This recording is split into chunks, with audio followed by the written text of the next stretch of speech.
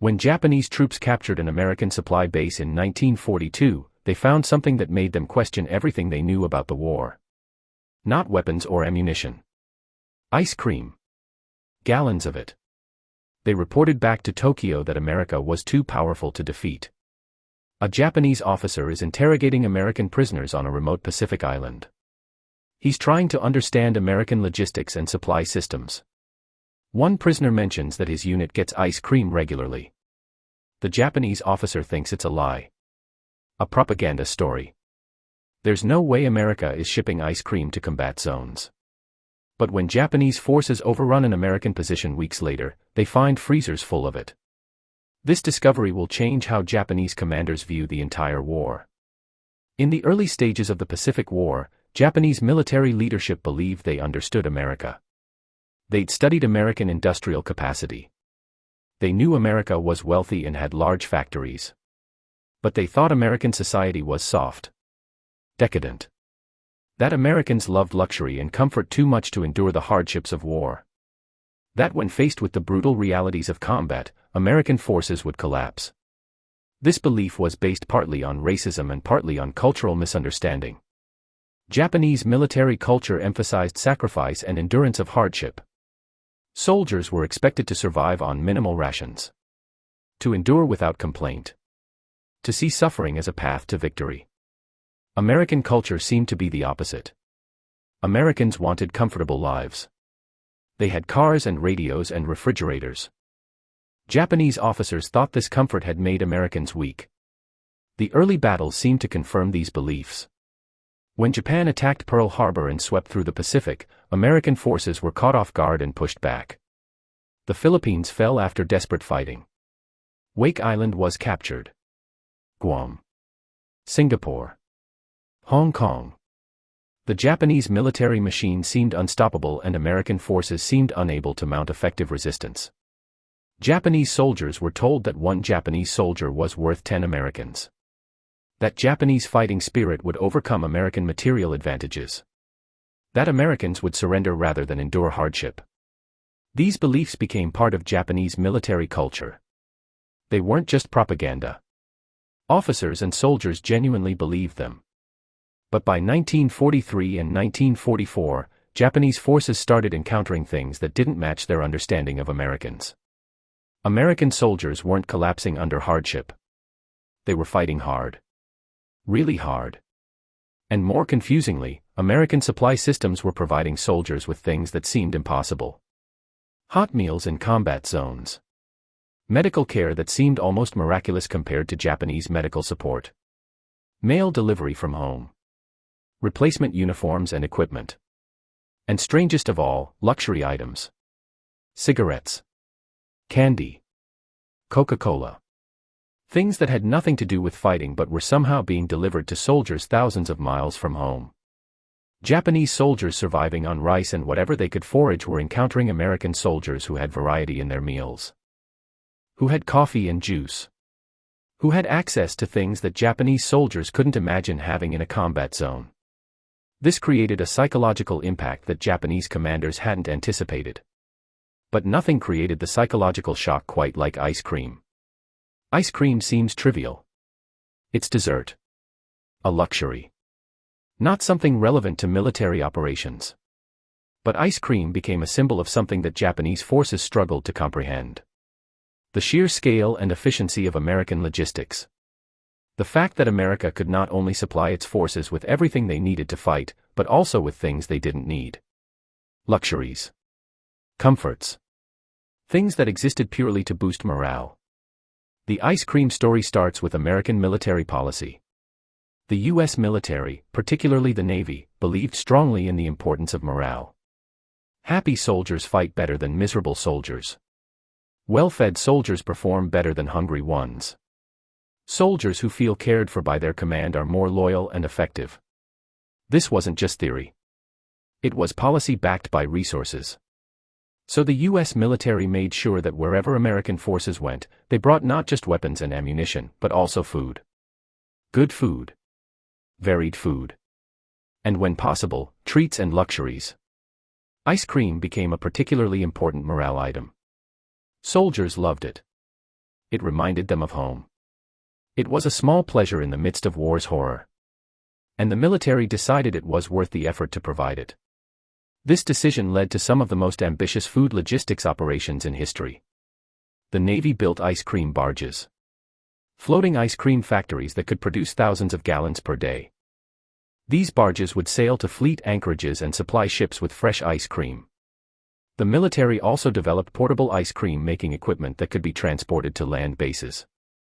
They shipped ice cream mix in powdered form that could be reconstituted and frozen on site. By 1944, American forces in the Pacific were consuming ice cream at a rate that would seem insane to anyone not familiar with American military logistics. Ships had ice cream machines. Large bases had ice cream parlors. Smaller bases had regular deliveries. Bomber crews returning from missions would be served ice cream as a reward. It became a standard part of American military life in the Pacific. Japanese forces had no equivalent. Japanese soldiers were lucky to get rice and pickled vegetables. Meat was rare. Fresh fruit was almost unheard of. The contrast between American and Japanese food supplies was stark. And when Japanese soldiers encountered American supply depots or captured American positions, the discovery of the food stockpiles was shocking. One of the first major encounters Japanese forces had with American food supplies happened after the Battle of Guadalcanal. Japanese forces had been fighting on Guadalcanal for months, slowly being pushed back by American Marines. Japanese soldiers on Guadalcanal were starving. Supply ships couldn't get through American air and naval patrols. Soldiers were reduced to eating grass and roots. Disease and malnutrition killed more Japanese soldiers than combat. When Japanese forces finally evacuated Guadalcanal in early 1943, some stragglers remained behind. These stragglers eventually made their way to abandoned American positions. What they found astonished them. Stockpiles of canned food. Crates of supplies. And in some cases, abandoned field kitchens with food still in them. Japanese soldiers who'd been starving for weeks found enough food in one American supply dump to feed their entire company for months. The variety was stunning. Canned meat. Canned vegetables. Canned fruit. Chocolate. Coffee. Cigarettes. Things these soldiers hadn't seen in months or years. Reports from these encounters filtered back to Japanese headquarters. Officers reading these reports were confused. How could Americans be supplying frontline positions with this much food? It didn't make sense. Japanese logistics barely managed to supply soldiers with basic rations. American logistics seemed to be supplying soldiers with abundance. But these reports were dismissed or downplayed. Maybe the Americans had overextended themselves. Maybe these stockpiles were exceptional. Surely America couldn't maintain this level of supply across the entire Pacific. It wasn't sustainable. Or so Japanese commanders thought. Then came the ice cream discoveries. The first documented Japanese encounter with American ice cream happened in late 1943. A Japanese patrol in the Solomon Islands came across an abandoned American camp. The Americans had pulled back a few days earlier. The Japanese soldiers were searching for useful supplies or intelligence. What they found instead was a portable freezer unit still running on a generator. Inside were several gallons of ice cream, partially melted but still frozen. The Japanese soldiers had no idea what it was at first. Frozen cream wasn't part of Japanese cuisine or military rations. They tasted it cautiously. Then they couldn't believe it. Americans had ice cream in combat zones. How? Why? This made no sense from a military logistics perspective. Ice cream required refrigeration. Refrigeration required electricity. Maintaining all of this in a jungle combat zone was a massive waste of resources. Or so it seemed to the Japanese soldiers. The patrol reported their finding to their commanding officer. The officer thought they were joking or exaggerating. Ice cream in the jungle. Impossible. But the patrol insisted. They'd seen it. Tasted it. It was real. The officer included a note about this in his report to higher headquarters, probably thinking it was an oddity worth mentioning. But similar reports started coming in from other units. Japanese forces overrunning American positions kept finding evidence of ice cream. Empty ice cream containers. Freezers. Equipment for making ice cream. It wasn't an isolated incident. It was systematic. Americans were really supplying their forces with ice cream across the Pacific theater. Japanese intelligence officers started paying attention. They interviewed prisoners. American POWs confirmed it. Yes, they got ice cream regularly. On ships, on bases, sometimes even at forward positions. It wasn't considered unusual. It was just part of the supply system. Some American soldiers complained if they didn't get ice cream for too long. This revelation forced Japanese commanders to confront an uncomfortable truth. If America could supply ice cream to combat zones, what else could they supply? If they had the logistics capacity to maintain refrigeration and deliver frozen desserts to soldiers thousands of miles from home, then their logistical capabilities were far beyond what Japanese planners had estimated. One Japanese officer, after interrogating American prisoners about ice cream and other luxury items, wrote in his report that America's logistical superiority was almost incomprehensible. He calculated that the resources required to maintain ice cream supply across the Pacific would be equivalent to supplying an entire Japanese division with basic rations. And America was doing this as a luxury item, not as a necessity. The psychological impact on Japanese troops was significant. Japanese soldiers who'd been told they were fighting soft Americans were discovering that these soft Americans had better supplies, better food, better everything than they did. The Americans eating ice cream weren't weak.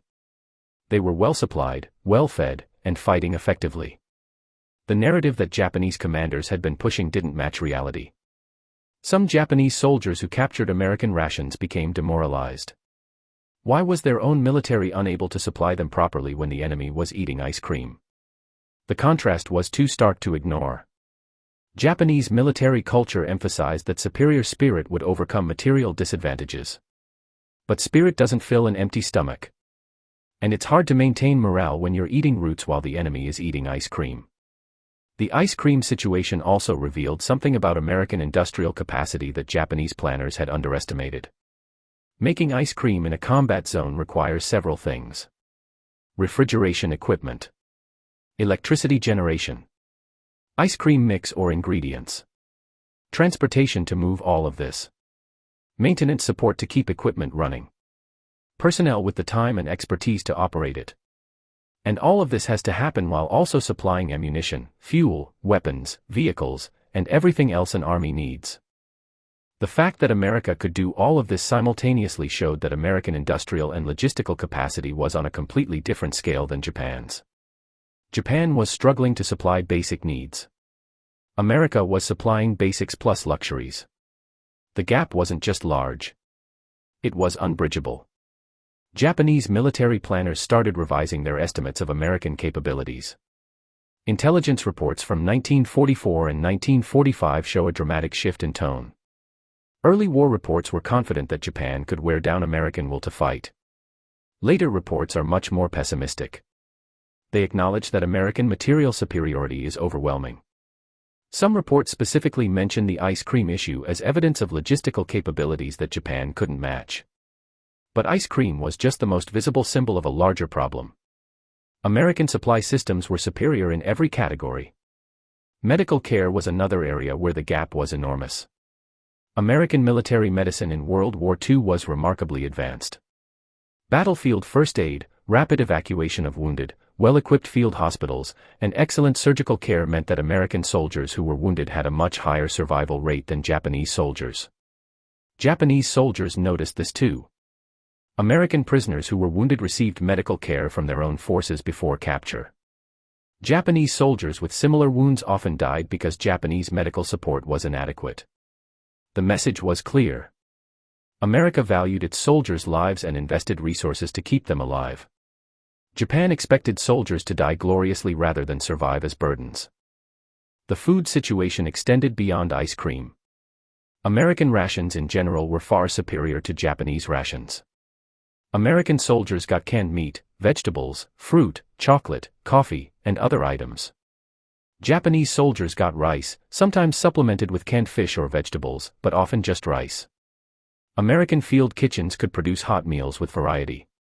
Japanese field kitchens, when they existed, produced rice and little else. Japanese soldiers who captured American rations often hoarded them. These rations were valuable. They provided nutrition and calories that Japanese rations lacked. Some Japanese units prioritized capturing American supply dumps over tactical objectives because the food was so valuable to starving soldiers. The ultimate symbol of American ice cream logistics came in 1945 when the Navy commissioned a concrete barge specifically designed to make and distribute ice cream. This barge could produce 10 gallons of ice cream every 7 minutes. It had all the equipment needed to manufacture ice cream from scratch. It was essentially a floating ice cream factory. The barge would sail to fleet anchorages and supply ships with fresh ice cream. It became hugely popular with sailors. Lines would form of ships waiting their turn to get their ice cream allocation. The Navy considered the barge a success because it improved morale across the fleet. Sailors who'd been at sea for months got a taste of home. It was worth the investment in resources and personnel. When Japanese intelligence learned about this ice cream barge, the reaction was mixed. Some officers laughed. They thought it was absurd. Building a ship specifically for making ice cream showed how wasteful and decadent Americans were. It confirmed that Americans were soft. Other officers saw it differently. Building a ship specifically for making ice cream showed that America had so much industrial capacity that they could afford to dedicate resources to luxuries.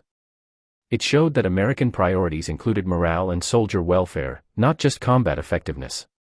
The officers who understood the implications were worried. Japan couldn't build an ice cream barge even if they wanted to. They didn't have the resources, the industrial capacity, or the logistical infrastructure. The fact that America could build such a thing, and did build it, showed how vast the gap between American and Japanese capabilities had become. By mid-1945, Japanese forces throughout the Pacific were aware of American supply superiority. It was impossible to ignore. Every battle involved Japanese forces running low on ammunition, food, and supplies while American forces seemed to have endless resources. Every captured American position revealed stockpiles that Japanese forces could only dream of having. Some Japanese soldiers tried to rationalize it.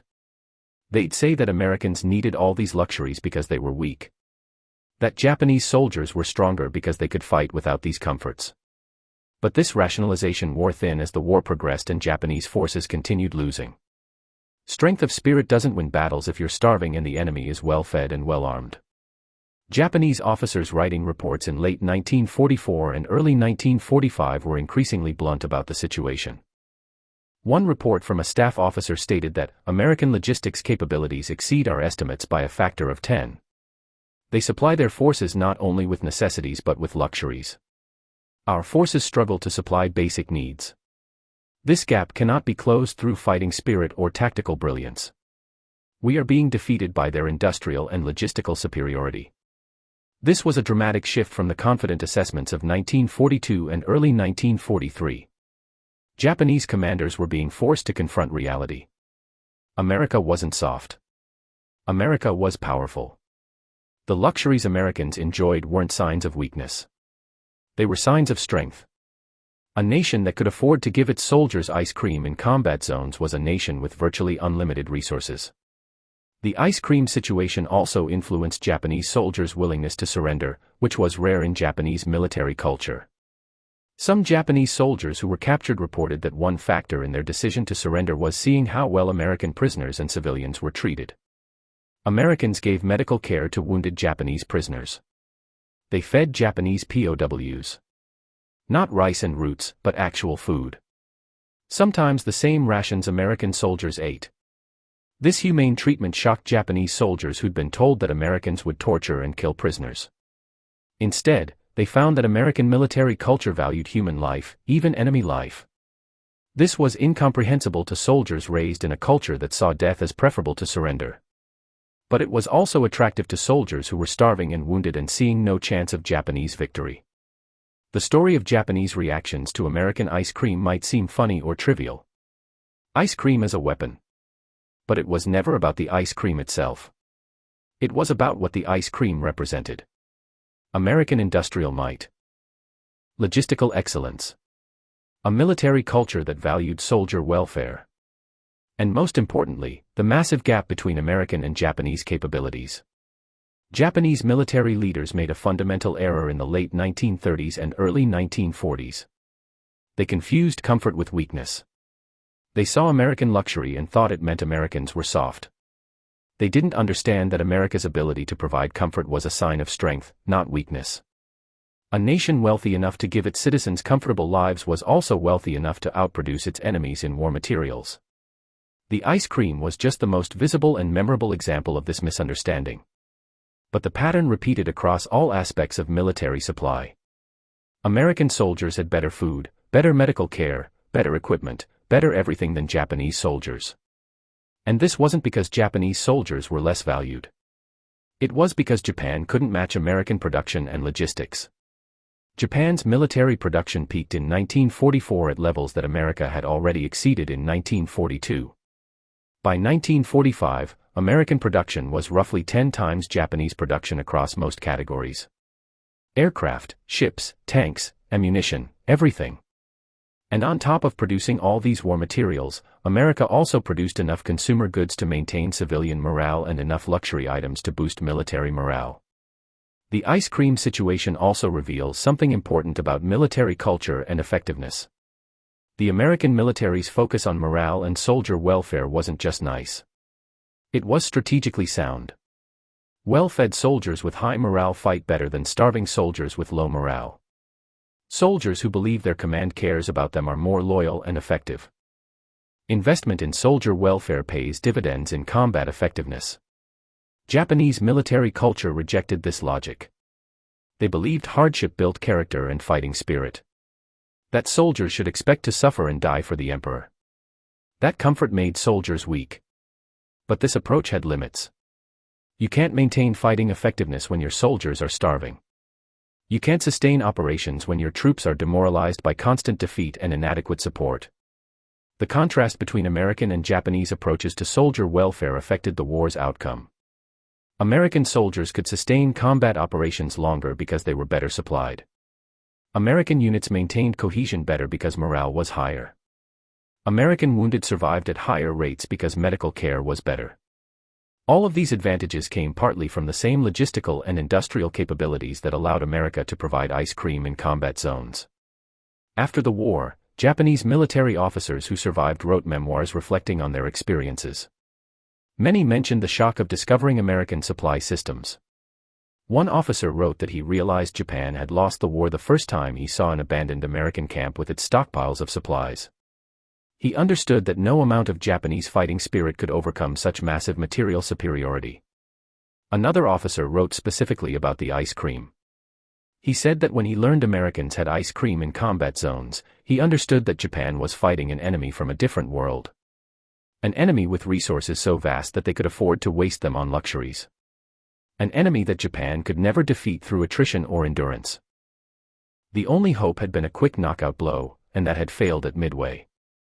The ice cream story also became part of American military culture. Sailors and soldiers told stories about the ice cream barge and the elaborate systems for delivering ice cream to combat zones. These stories reinforced American pride in their logistical capabilities. They became examples of American ingenuity and industrial might. The ability to make ice cream in a war zone became a symbol of American power. For modern military historians, the ice cream situation is a useful lens for understanding the Pacific War. It encapsulates the vast gap in resources and capabilities between America and Japan. It shows how industrial capacity translated into military advantage. And it demonstrates how logistics and supply, often overlooked in favor of tactics and battles, actually determined the war's outcome.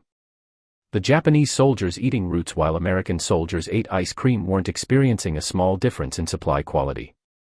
They were experiencing the fundamental reality of the Pacific War. America could supply its forces with anything and everything they needed, plus luxuries. Japan struggled to supply basic needs. This gap was decisive. The ice cream also serves as a reminder that military effectiveness comes from multiple sources. Courage and tactical skill matter. But so do logistics, industrial production, medical care, and morale. Japan had brave soldiers and skilled commanders. But they didn't have the logistical and industrial base to support sustained operations against an enemy like America. When Japanese soldiers reported finding ice cream and other American supplies, their commander should have recognized the implications immediately. The fact that America could supply luxuries meant they could supply necessities with ease. The fact that America prioritized soldier welfare meant they'd sustain operations better. The war should have ended much earlier once these facts became clear. But Japanese military culture made it difficult to accept these truths. Admitting that material superiority would overcome fighting spirit meant admitting that the war was lost. It meant admitting that the sacrifices were pointless.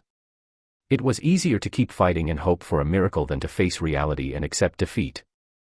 The ice cream situation, trivial as it might seem, was actually a microcosm of the entire Pacific War.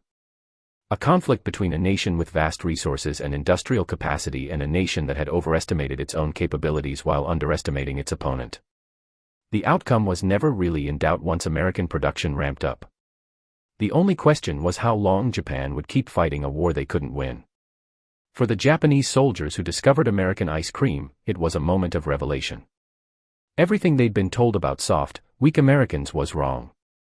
Everything they believed about Japanese superiority through spirit and endurance was wrong. The Americans weren't weak. They were powerful beyond anything Japan could match. And that realization, more than any battle or strategic decision, showed that the war was lost.